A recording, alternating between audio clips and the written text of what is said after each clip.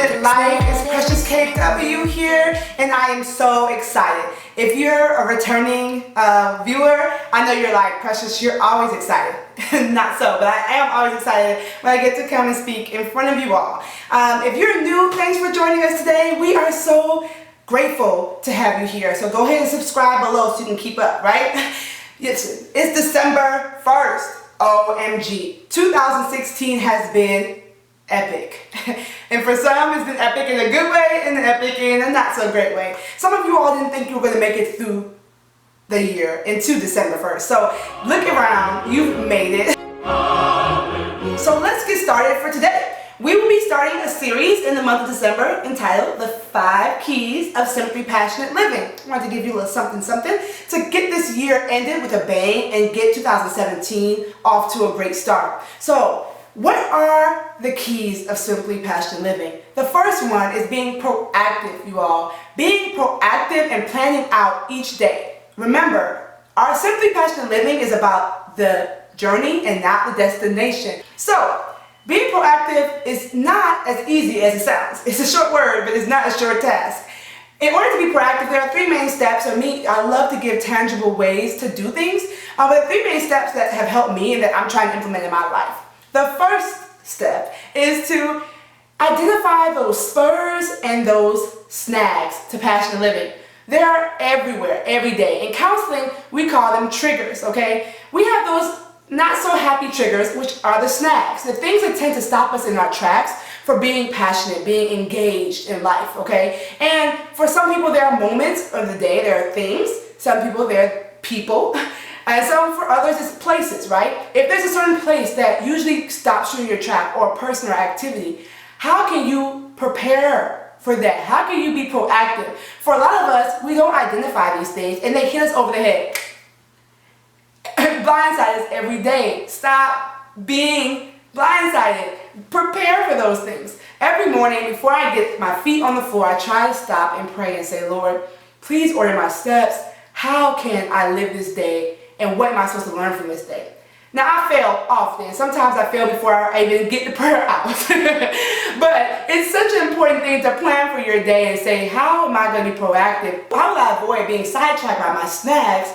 And what are those things that spur me on? What are those things that get my energy going and that I enjoy doing? For me, I love fitness and I love music. So the snag moments of my day that tend to be school drop-off, school pickup, bedtime, that can get me a little frazzled, I combine those snags with those spurs. We have music playing at almost all of those occasions in my house so that I can no longer be blindsided. I can be proactive in changing my perspective towards those things. And for you, it may be a person. Maybe it's a person in your job that constantly stops you in your track when things are going well. Have you tried changing your perspective towards that person? You know who they are. Have you decided, or can you decide to turn that into a spur? Make that a mission of yours to get to know them?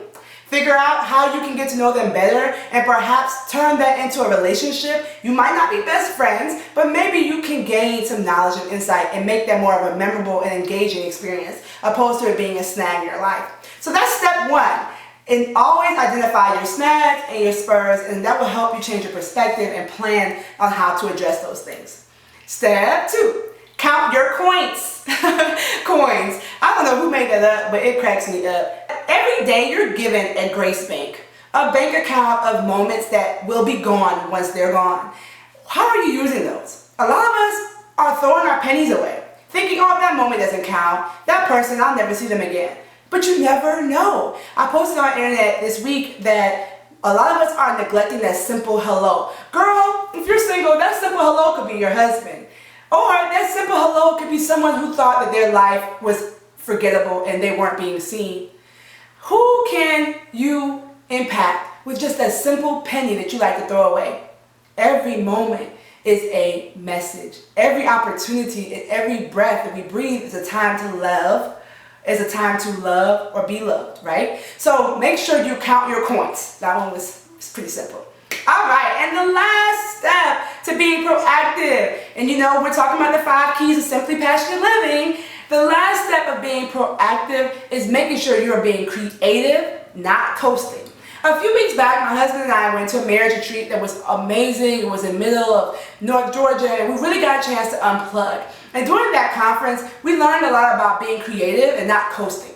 I like marriage as an analogy for life because although you get to hang out with your best friend, you also get to realize that this is a perfect picture of walking a journey with someone else. There's no destination to marriage, like death, but there's no destination. You're stuck with that person, and hopefully you pick somebody that you can really, you can't get enough of, all right? But there's a journey you're walking with that person. Are you coasting, or are you being creative?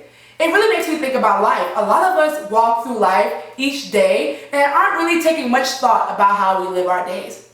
When we've identified our snags and our spurs, how are we creatively now changing those things around? If you don't like going to the gym, as I always use this, even though I love it, are you now being creative about that time, taking someone along with you so you guys can both enjoy that together or make that a memorable moment? Furthermore, how are you being creative with your time, with your days? Like we said, if you don't like traffic or you hate driving in traffic, will you take that as an opportunity to talk to somebody, to catch up with someone on the phone that you may not have talked to that week? A lot of us make excuses that we don't have enough time. Precious, I don't have time for all this that you're talking about. But there's so many moments that we're not being creative, that we're wasting away. And how can we really take those and be proactive? No one is going to walk into your life. No human is going to walk into your life and turn it around and make it all better. A wonderful quote that I heard a few weeks back was that if you want deep relationships, you have to be willing to initiate. And that was by Pastor John O in the West End of Atlanta. We have to be willing to initiate. Are you being proactive? Or are you coasting? This week coming up, don't coast any longer. Be creative. Find ways to be more passionate in everything. Simply passionate living is not about being fake, y'all. It's not about being more giddy or more excited. Everyone's personality is different.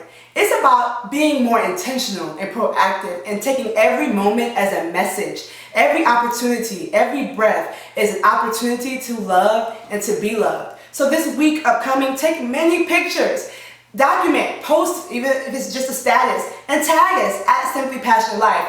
Ask us questions, things you want to talk about moving forward. And next week, we're going to talk more about pursuing consistently. And not pursuing just goals, but pursuing life, engaging in life, and making a legacy that people will remember that you care, that you are engaged, you are involved, you are plugged into life and not just coasting.